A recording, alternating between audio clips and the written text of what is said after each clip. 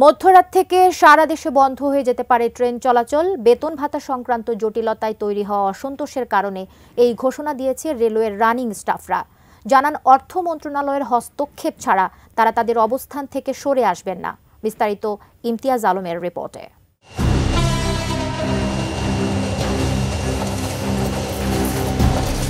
রেলওয়ের নিয়ম অনুযায়ী একজন রানিং স্টাফ অর্থাৎ ট্রেনের চালক, সহকারী চালক, গার্ড এবং টিকিট চেকার ট্রেনে দায়িত্ব পালন শেষে তার নিয়োগপ্রাপ্ত এলাকায় বিশ্রামের সুযোগ পান।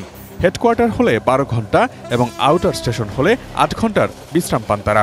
রেলওয়ের স্বার্থে কোনো রানিং স্টাফকে তার বিশ্রামের সময়ে কাজে যুক্ত করলে বাড়তি ভাতা সুবিধা দেয়া হয়ে থাকে, যা রেলওয়েতে মাইলেজ সুবিধা নামে পরিচিত। 2021 সালের 3 নভেম্বর অর্থ মন্ত্রণালয় মাইলেজ সুবিধা সীমিত করতে রেল মন্ত্রণালয়কে চিঠি পাঠায়। ওই চিঠিতে আনলিমিটেড মাইলেজ সুবিধা বাদ দিয়ে তা সর্বোচ্চ 30 কর্মদিবসের সমপরিমাণ করার কথা জানানো হয়। এছাড়া বেসামরিক কর্মচারী হিসেবে রানিং স্টাফদের পেনশন ও আনুতোষিক ভাতায় মূল বেতনের সঙ্গে পাওয়া ভাতা যোগ করার বিষয়টিও বাদ দেওয়া হয়। এরপরই ক্ষুব্ধ হয়ে ওঠেন ট্রেনের রানিং স্টাফরা। মূল বেতনের সঙ্গে রানিং অ্যালাউন্স যোগ করে পেনশন প্রদান এবং আনুতোষিক সুবিধা দেওয়ার বিষয়ে জটিলতা নিরসন না হওয়ায় কর্মবিরতিতে যাচ্ছেন রেলওয়ের রানিং স্টাফরা। ফলে 28 জানুয়ারি প্রথম প্রহর থেকে সারা দেশে ট্রেন চলাচল বন্ধ হয়ে যেতে পারে। এই কর্মসূচি পালন করতে যাচ্ছে বাংলাদেশ রেলওয়ে রানিং স্টাফ ও শ্রমিক কর্মচারী সমিতি।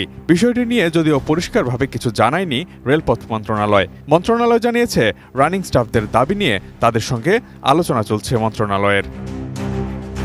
কোয়ালিটি সম্পন্ন আন্তর্জাতিক মানের still bar CSRM, committed for better still. Mileage সুবিধা পুনর্বহালের দাবিতে 3 বছরেরও বেশি সময় ধরে আন্দোলন করছেন রানিং স্টাফরা। কয়েক দফায় অতিরিক্ত কাজ থেকে বিরত থাকা সহ নানা কর্মসূচিও পালন করেছেন তারা। তবে বিভিন্ন সময়ে তৎকালীন রেলওয়ের মহাপরিচালক, রেল সচিব, রেলমন্ত্রী সহ ঊর্ধ্বতন কর্মকর্তাদের আশ্বাসে তারা আন্দোলন থেকে সরে আসেন। 2022 সালে অর্থ মন্ত্রণালয়ের এক বিধি সংশোধন করে বলা হয়, চলন্ত ট্রেনে দায়িত্ব পালনের জন্য রানিং অ্যালাউন্স ছাড়া অন্য কোনো ভাতা প্রাপ্য হবেন না এবং মাসিক রানিং অ্যালাউন্সের পরিমাণ প্রাপ্য মূল বেতনের চেয়ে বেশি হবে না। এরপরই স্টাফদের মধ্যে শুরু হয় অসন্তোষ। বাংলাদেশের রেলওয়ে রানিং স্টাফ ও শ্রমিক কর্মচারী সমিতি জানিয়েছে, কর্মচারীদের অবসরোত্তর 75% মাইলেজ মূল বেতনের সঙ্গে যোগ করে পেনশন নির্ধারণের বিধান প্রায় 160 বছর ধরে চলমান ছিল। তাই হুট করেই এই নিয়ম বাতিল করা মেনে নিচ্ছেন না রেলকর্মীরা। সংগঠনটির তথ্য মতে রেলওয়েতে মোট 2036 জন রানিং স্টাফ থাকার কথা, কিন্তু সেখানে বর্তমানে আছে 1036 জন। ট্রেনের সময়সূচি ধরে রাখতে গেলে স্বাভাবিকভাবেই একজনকে 2 জনের চাকরি করতে হচ্ছে। তাই তাদের পারিশ্রমিক যৌক্তিক বলে দাবি আদায়ে অনড় তারা।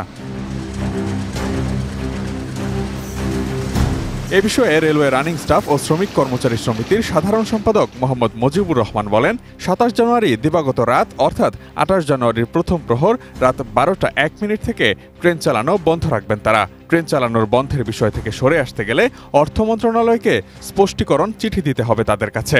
রেলপথ মন্ত্রণালয় থেকে স্পষ্টীকরণ চিঠি দিলেও তারা তা মানবেন না বলে জানিয়েছেন। Imtiaz Alam, desk report, ATN news.